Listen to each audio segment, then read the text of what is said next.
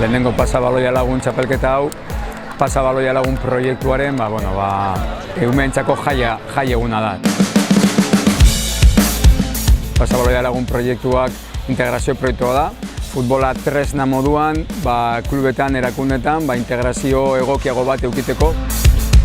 Todos y todas somos iguales, ¿no? Hay una serie de normas, hay un contexto el que todos tenemos que cumplir, en el que todos somos de alguna manera iguales, y eso facilita que todos y todas tengamos las mismas oportunidades para desarrollar esas habilidades, esos valores que luego es importante que se trasladen a otros ámbitos de la sociedad.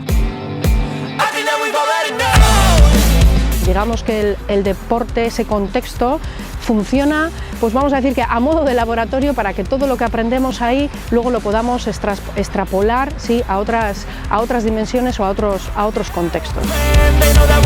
La Federación Vasca, conjuntamente con las territoriales, han analizado dentro de sus estructuras, dentro de sus clubes, cuáles son los clubes que más están trabajando en la integración social, y bueno, pues el Racing de Santo Domingo en Gasteiz, Eguski Dumboa en Irún, Bakuba en Bilbo, pues son las tres entidades que, bueno, pues que en este proyecto piloto apadrinan o representan a cada uno de los eskualdes.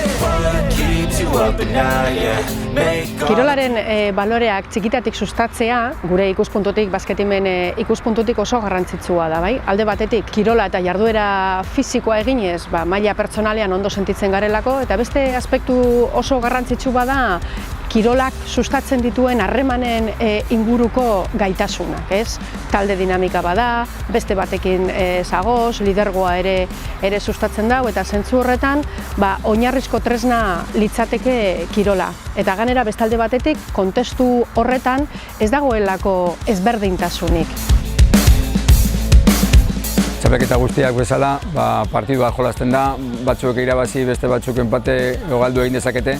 Azken finean, sailkapen hori ez da bakarrikan partiduen emaitzen arabera, baizik eta beste lau balore ezberdin gauzatu nahi dira, entrenatzailerik esango dugu pedagogikoena, txapelketako gestorik politena, elkart lanean talde, lana baloratzen dagoen taldea, eta horrelako kontestuak, eta hori da bilatzen duguna. Azken finean, integrazioa, herrialde ezberdinetako umeak parte hartzen dute, eta ikus dezagun, futbolaren bitartez ere hori bermatzeko aukera daukagula.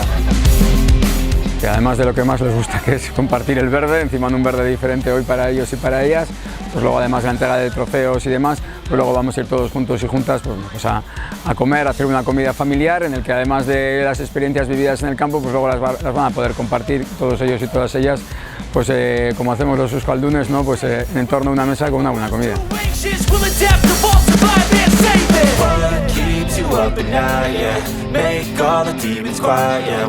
We're built to thrive, yeah.